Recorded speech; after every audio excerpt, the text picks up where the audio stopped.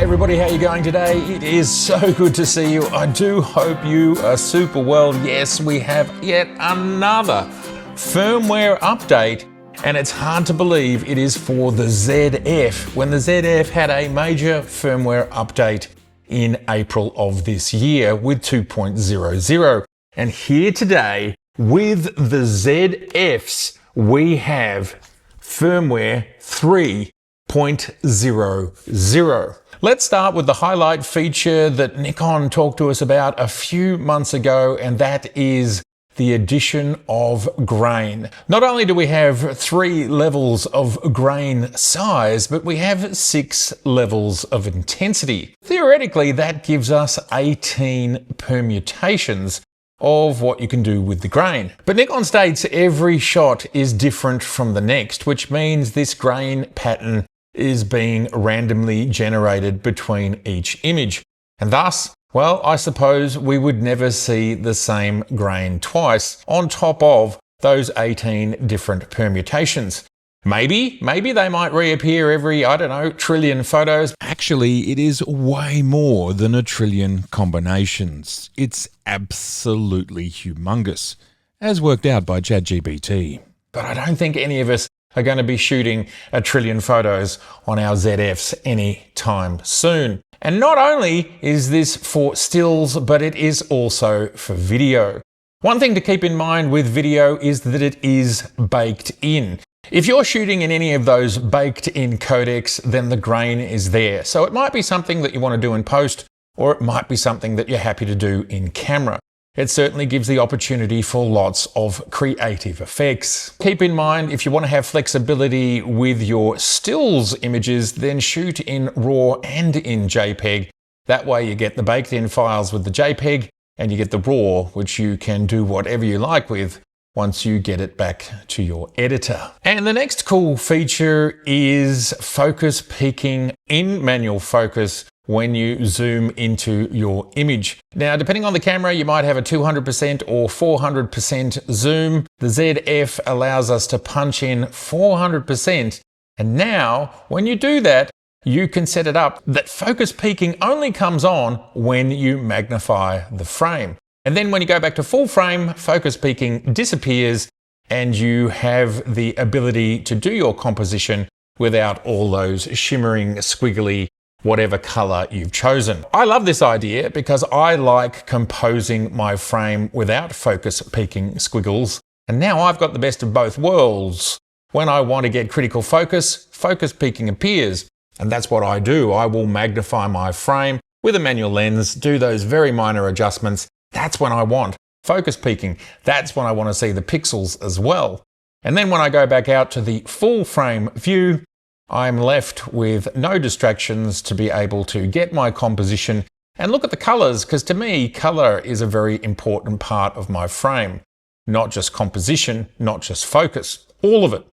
I think this is a great implementation, and it's just a matter of selecting on or off as to whether you want it. Nikon has also given us 2 new grid types to help you do your framing in camera. We have 4x3 for stills photography, and we have 9x16 for video photography. This is great. This way you know what your frame is before you've even hit the editing suite. Another one of my favorite changes to the ZF, and this is something that happens to me. You get your camera out, you're shooting down low like so, you bring it too close to your body, and the monitor turns itself off. We are now in a position where you can choose that when the screen is out like this, it doesn't matter what you do with the EVF, it won't turn this monitor off. And then when you close it again, it starts working again. This is perfect for me. I would love to see this rolled out to all XPEED 7 cameras if possible. And as for XPEED 6, well, it's hard at this point in time. The last XPEED 6 camera was the Z30 in 2022, and then prior to that, I believe it was the Z6 II and the Z7 II sometime in 2020.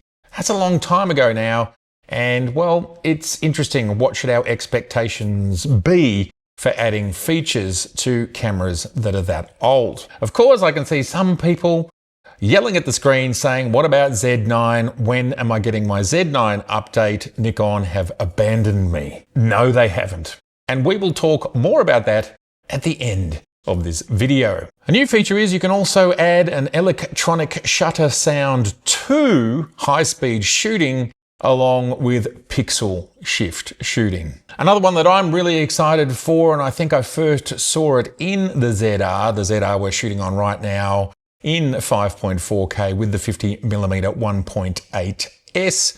And that is when you rotate your camera when shooting video to vertical, not only do you get a vertical interface to work with, but the metadata on the file actually tells your editor that your file is vertical. So it comes into the editor in the right orientation. This is something that did not happen in the past. So you would have to rotate it in post, spending a little bit of time doing that. And also, depending on how fast your machine is, it might have to re-render that file simply to show it. Having that data attached to vertical files is making your workflow quicker. I love this addition to the ZR and now to the ZF.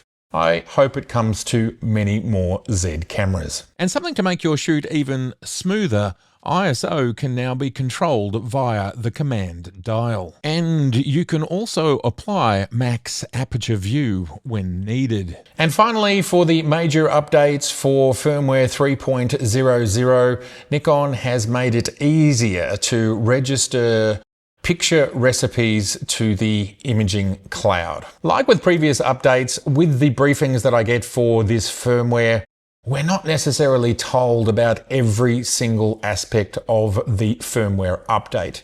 So I would expect there to be a few other changes and tweaks, and perhaps maybe there's a couple of bug fixes in there as well. There will be a link below so you can go to Nikon's ZF firmware page, check out the extra additions along with downloading your version for your ZF if you have one. Let's talk about the Z9. Well, for me, it's still a 50-50 call. The last major firmware update for the Z9 was 5.2 earlier this year. And from my perspective, a year between relatively major updates, I think is fair enough. That most recent update, even so not designated as a major update, still had a fair bit in it. So from my perspective, Nikon's still got a year from then, and that takes us to early next year. Now, the only other thing that would make me think another firmware 6.00 is not coming is the arrival of the Z9 II. Now, we've heard some noise, I think, at the start of this year that it was going to come at the end of this year. There is no sign of it coming at the end of this year. I've heard absolutely nothing. And thus, I don't think it's going to be here. And I still feel like if they were going to arrive in a similar window that they did for the Z9, it would be the end of next year, and that might even spill over into the start of the following year. I can still see it being 12 to 18 months away. And thus, I can still see a firmware 6.00. And that'd be great. Now, as we've heard Nikon talking about, they are very keen to continue to add firmware and give their users as much as they possibly can. We've seen this with firmware ZF 3.00, Z8 3.00, Z6 2.00, and so on. You get the picture. And of course, the Z9 is 5.00 plus. Is it the most updated camera ever? The four or so major updates that we've had for the Z9 have been major updates. They're not just little tweaks, and they're not just bug fixes. So if the Z9's not the most, it must be right up there at the top. Nikon has a strong strategy here. It's also been said that they're listening to their customers and that they will bring what they can to the table. And thus, for the Z9, hopefully we see things like pixel shift and focus limiter and more. There's been a lot of things added in the last year or two to other cameras. Will we see things like 30 or 40 frames per second in RAW? Will we see things like pre-capture RAW? Well, from my perspective, that's a lot harder to increase the speed of a camera, And thus, as I said, I think it's 50-50 that we might get firmware 6.0. And then I would say it's 50-50 within that it would be some of these more serious upgrades, especially when we consider the Z9 II. Well, it's not that far away. So there it is, Z9. I don't think anyone's been abandoned. I think we still have one of the best flagship cameras ever made. If you think about the R1, sure, it's got that uni body, that vertical grip, that large battery, but it's only 24 megapixels, so it's not quite a Z9 in that respect. And then you think about the A1 II, it doesn't have that larger battery and the vertical grip incorporated and just that bulletproof sort of build. And so again, it's not quite the all-rounder that the Z9 still is. And interestingly, the Z9, and well, maybe this bodes for a Z9 II in the not too distant future, happens to be on sale here in Australia at the moment. I think I've seen it on Amazon and other places for just over 6,000 Australian dollars. That's a steal and way cheaper than what I paid for mine. All right, everybody. Well, there it is. Firmware 3.00 for the ZF.